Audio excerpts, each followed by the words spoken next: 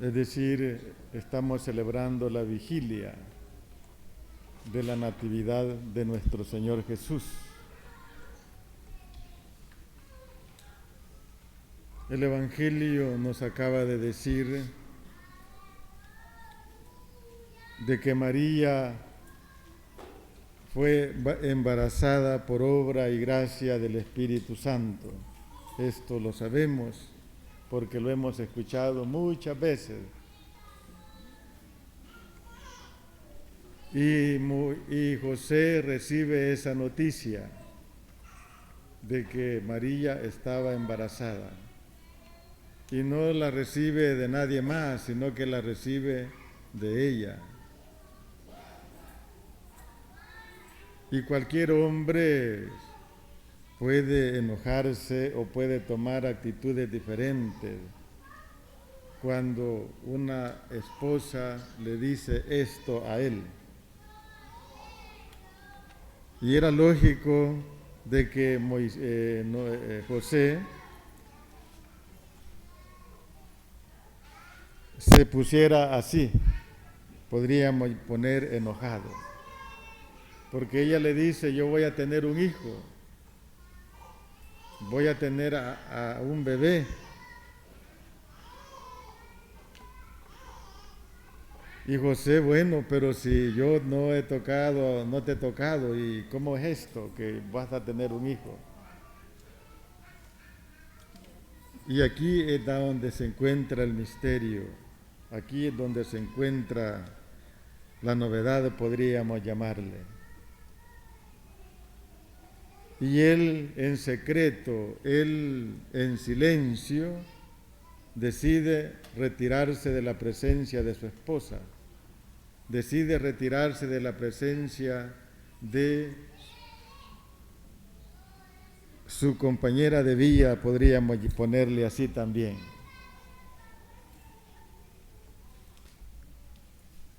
Y él se va.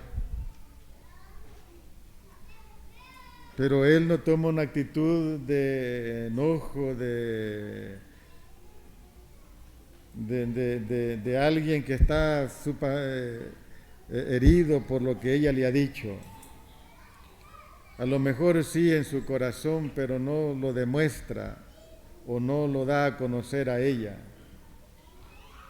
sino que él era un hombre prudente, era un hombre, podríamos poner, santo, justo, que de hecho lo era, y dijo, voy a dejar a esta mujer, pero no la voy a denunciar con la ley, porque según la ley esta mujer debería de ser muerta a pedradas.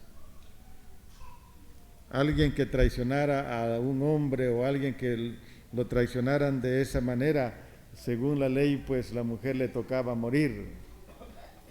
Pero José no quiso hacer eso. José quiso irse en secreto, en silencio. Y así fue como él lo hizo. Pero Dios estaba siempre con María, Dios estaba siempre con la mamá de Jesús. Él nunca la abandonó. Él siempre la acompañó hasta el último momento. No se sabe cuántos días estaría María separada de José. No se sabe así, a ciencia cierta, cuántos días estuvo María separada de su esposo. Lo que sí se habla es de que el ángel le dice a José en sueños, levántate y vete y toma a tu esposa, porque lo que ella tiene no es obra humana, no es obra de cualquiera, sino que es obra de Dios, es obra del Espíritu Santo. Y entonces José, con esa señal, con ese signo que él tuvo que presenciar o Dios se lo puso en su camino, pues él regresa a la casa donde se encontraba María y la toma como esposa, la toma como su compañera de vida, podríamos llamarle también. Y educan a su hijo, educan al niño Jesús, como padres de los que están aquí, o como ustedes como papá educan a sus hijos, así también José y su mamá educaron a nuestro Señor Jesús una vez que Él haya nacido. Imagínense, este evangelio a veces es bien polémico porque algunas religiones o algunas sectas de denominaciones hablan de que María, bueno, el evangelio da a entender que no tuvo relaciones María con José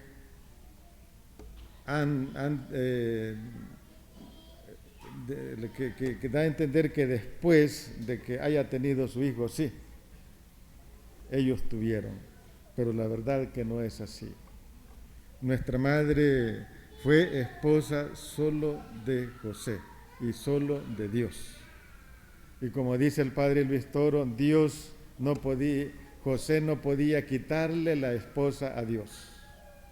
Imagínense cómo José le iba a quitar la esposa a Dios, no podía. Si José era un hombre santo, José era un hombre justo, era un hombre prudente, iluminado también por la presencia del Señor. Por lo tanto, era ilógico que Moisés le quitara la esposa a Dios. José la acompañó, José estuvo allí con ella todo el tiempo, pero no quiere decir que hayan tenido intimidades o cosas así por el estilo, no. María fue una mujer santa, una mujer con virtudes extraordinarias y que hasta el día de hoy nosotros la alabamos o nosotros tenemos que imitar a esta gran mujer como lo es la mamá de Jesús o la mamá de nuestro Señor Jesucristo, ¿no?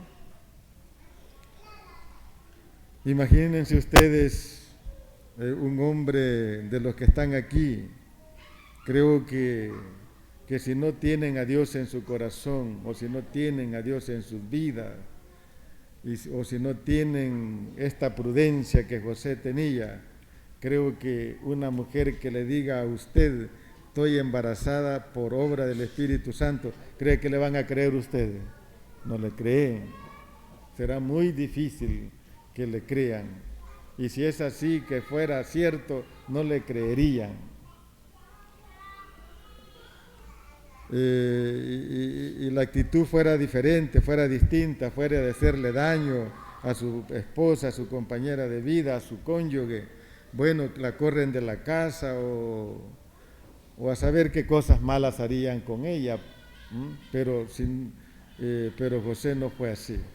José fue un hombre prudente, un hombre que tenía en su vida al Señor, tenía en su vida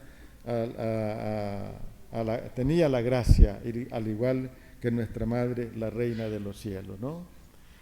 Así es de que nosotros tenemos que imitar a José en este caso, con las virtudes que él tenía, esa prudencia, esa santidad que él tenía, ese silencio que él guardó, ese secreto que él guardó. Son cosas para poder imitar a este gran hombre, a este gran ser humano que nuestra iglesia lo tenemos como el papá de Jesús y el esposo de María, y que es un gran santo al cual nosotros tenemos que imitar o tenemos que tenerlo como modelo de nuestra vida o en nuestra iglesia, ¿no? Pero vuelvo a repetir, es bien difícil tener estas virtudes al igual que él, pero podemos esforzarnos o podernos sacrificarnos de que un día tengamos estas virtudes que este hombre tuvo, esa prudencia tan grande, tan maravillosa, que no cualquiera llega a tenerla, pero Si se la pedimos al Señor, se la pedimos a Dios, claro que podemos tener esa virtud de este hombre, como lo fue José. Y el día de mañana, imagínense, bueno, vamos a tener el nacimiento ya de Jesús, lo que se le llama la natividad de nuestro Señor Jesús, el nacimiento de Él, que vino a nacer ¿a dónde? Pues en nuestras vidas, en nuestros corazones. Y ojalá que cada quien tenga en cuenta, como decía el diácono Orlando hoy en la mañana, uno bien se da cuenta cuando Cristo ha nacido en uno, ¿sí o no? Y él decía que alguien podría tener en cuenta de que Cristo nació en él por lo menos en un retiro. Allí Dios cambió su vida, allí Dios entró en su vida, allí nació Jesús, allí nació Cristo, allí nació el Hijo de Dios. Y eso es bien interesante. Yo podría decirles cuándo fue que sentí pues la presencia de Dios y sentí ese llamado que Él me hizo. Uno ahí vuelve a nacer, ahí uno vuelve a sentir de que Cristo ha nacido en nuestras vidas, ha nacido en nuestros corazones. Y Él ha nacido para liberarnos ¿de qué? Del pecado, ha nacido para liberarnos de la esclavitud del pecado, para que seamos desencadenados, para que seamos liberados de esa situación en la cual nosotros nos encontramos. Porque Dios no vino por los justos, dice el Evangelio. Dios vino por nosotros los pecadores. Todos los que estamos aquí le hemos fallado a Dios, le hemos fallado a la misericordia del Señor. Pero Él vino para darnos su amor, su misericordia, para darnos su perdón y encontrarnos con Él y sobre todo con ese amor tan grande que Él le tiene a cada uno de nosotros. Dios es maravilloso, Dios es grande, que cuando nos dejamos encontrar por Él, Él nos abraza, Él nos da una misericordia todo el tiempo, un perdón todo el tiempo. A veces nosotros no nos encontramos con Él porque no queremos, porque lo rechazamos, porque lo detestamos o porque no andamos bien de nuestra vida y por eso detestamos el amor de Jesús. Pero Dios siempre está con los brazos abiertos, esperando a sus hijos, esperando a su iglesia, esperando a todos nosotros que lo busquemos y que lleguemos a donde Él está. Así es el corazón del Señor. Para eso Cristo vino, para eso Cristo vino a esta tierra, vino a este mundo, para quedarse así de esa forma, de esa manera, para que todos tengamos vida, dicen, y la vida la tengamos en abundancia. Cristo a eso ha venido, para que tengamos vida y la vida la tengamos de sobra, la tengamos en abundancia. Pero debemos de reconocer que sin Él nosotros no somos nada. Debemos de reconocer que nosotros sin Jesús, sin Cristo, la vida no tiene sentido, porque Cristo es el único que le da sentido a nuestra vida, a nuestro peregrinaje de este mundo hacia el otro. Así es que, mis queridos hermanos, pidámosle al Señor que se quede con nosotros, que se quede en nuestras vidas, que se quede en nuestra familia, que se quede para siempre en nuestros corazones. Ave María Purísima.